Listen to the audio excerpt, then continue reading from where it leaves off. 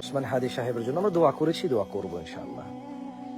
আমি দেখেছি আমাদের আইন উপদেষ্টা অথবা স্বরাষ্ট্র উপদেষ্টা, আমি আসলে এক্স্যাক্টলি ওনার টাইটেলসটা আমার মনে নেই, মানে বাট উনি বলছে যে দোয়া করতে।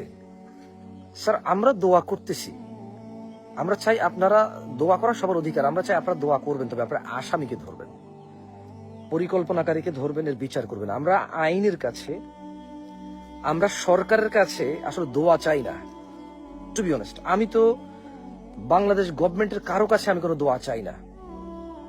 অ্যাজ এ মুসলিম আমি সবার কাছে দোয়া চাই। এবার যদি উনি পুলিশ হয়, আর্মি হয়, র্যাব হয়, সরকার হয়, অ্যাজ এ মানুষ আমি ওনার কাছে দোয়া চাইবো, বাট অ্যাজ এ সরকার আমি চাইবো ন্যায়পরায়ণতা, আমি চাইবো ন্যায় বিচার, আমি চাইবো হাজার হাজার লক্ষ মানুষের হৃদয়ের রক্তক্ষরণ যেখানে হচ্ছে সেখানে সরকার মরহম দেবে বা সরকার সেখানে মালিশ করবে, আমি চাই সেটা।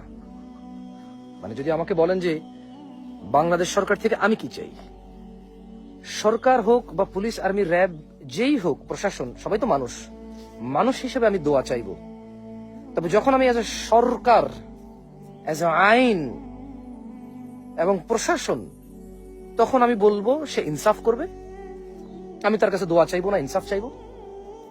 যখন প্রশাসন বা সরকার হবে তখন আমি তার কাছে দোয়া চাইবো না, আমি ন্যায়পরায়ণতা চাইবো। যখন সে সরকার হবে বা প্রশাসন হবে তখন আমি তার কাছে দোয়া চাই না, আমি তার কাছে দয়াও চাই না।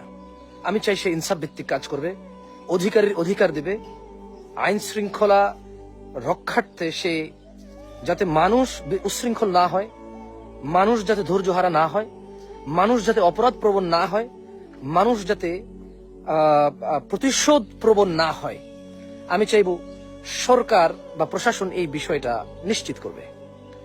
আমি দেখেছি প্রশাসনের বহু মানুষ দোয়া চেয়েছে, আমরা দোয়া করেছি স্যার, আমরা দোয়া করছি শুধু একজনের জন্য না, কোন দলের জন্য না, কোন মতের জন্য না, প্রত্যেক ওই ব্যক্তি যে এই পৃথিবীর জন্য কল্যাণকর, প্রত্যেক ওই ব্যক্তি যে এই রাষ্ট্রের জন্য কল্যাণকর, প্রত্যেক ওই ব্যক্তি যে এই সমাজের জন্য কল্যাণকর, আমরা সবার জন্য দোয়া করি।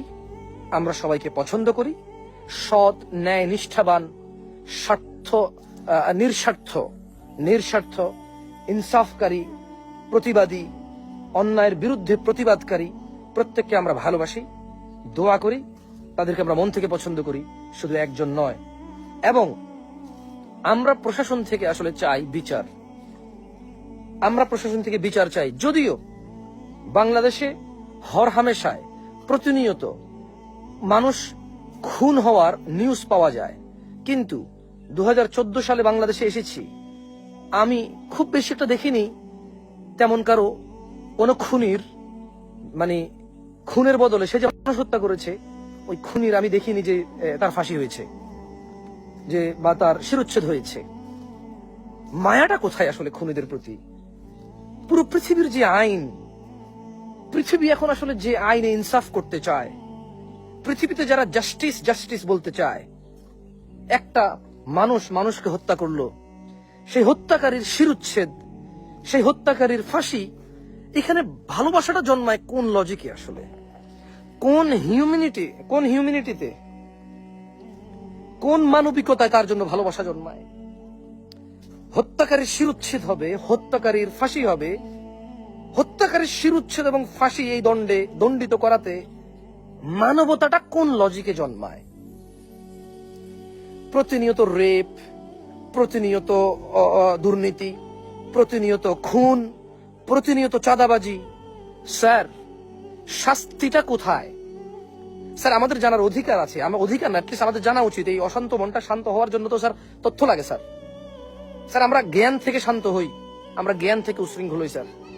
স্যার আমরা যদি দেখি যে খুন হয়ে গেছে, গুম হয়ে গেছে, রেপ হয়ে গেছে, চাঁদাবাজি হয়ে গেছে, মারামারি হয়ে গেছে, মাথা ফাটাই দিছে, এগুলো যখন আমরা দেখি আমরা অশান্ত থাকি স্যার। আমরা যখন দেখবো যে হ্যাঁ খুনির বিচার হয়ে গেছে, চাঁদাবাজির বিচার হয়ে গেছে, রেপিস্টের বিচার হয়ে গেছে, আমাদের মন তখন শান্ত থাকে স্যার। তখন কোয়েশ্চেন রেজ হয় না, আমরা কাজে মনোযোগ দিতে পারি, আমরা এই দেশ নিয়ে ভাবতে পারি, এই দেশের ভবিষ্যৎ নিয়ে ভাবতে পারি, ফিউচার প্রজন্ম নিয়ে নিশ্চিন্ত থাকতে পারি। স্যার আমরা দোয়া চাই না প্রশাসনের কাছে, অ্যাজ এ মানুষ হিসেবে আমরা দোয়া চাই। আমরা যে সরকারি হোক আমরা তার কাছে দোয়া চাই, আমরা তার কাছে কল্যাণ চাই।